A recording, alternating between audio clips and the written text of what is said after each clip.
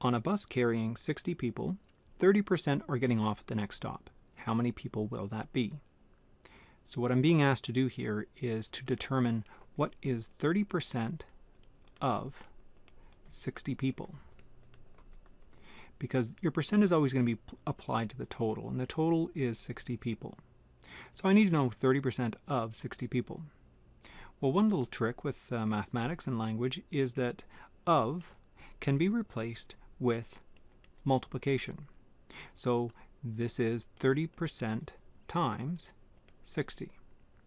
Now, if you have a calculator that allows you to type in percentages, you could literally just type in 30 and then a percent sign, multiply that by 60, and you get your answer. The answer is going to be A, 18. But if you need to do this from scratch by hand, then the way to start off is to take our percentage here and convert this into a decimal. And that happens by putting it over 100. Now, when you put something in a fraction over 100, what you're doing is you're dividing it by 100. And I think you've seen this in other videos where I've taken a value, let's say I had a value like 30.0, and let's say I multiplied by 100.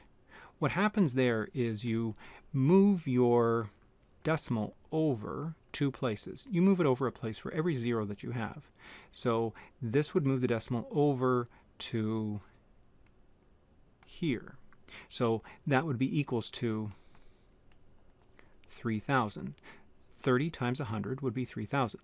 If I were to divide by 100, on the other hand, you just do things in reverse. So 30.0 divided by 100, which is the same as what I've written here. 30 over 100 is the same as 30 divided by 100.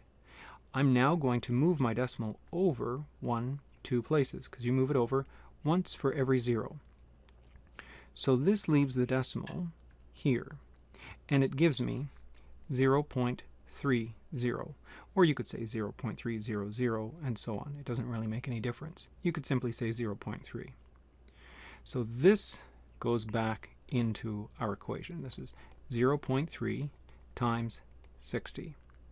And now we can finish this off. If you type this into your calculator, or let's stick with doing it by hand.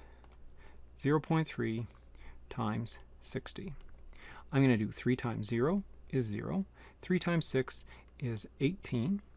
And then when I do my next one, 0 times 0 is 0. 0 times 6 is 0.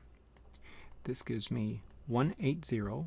However, if you have any decimals that show up in your original terms, you need to introduce them. For example, I have 1 decimal place here, and so I need to bring 1 decimal place into my answer. So the answer is 18, which corresponds to what I had here. So 18 people out of the 60 is the same as 30% of the 60.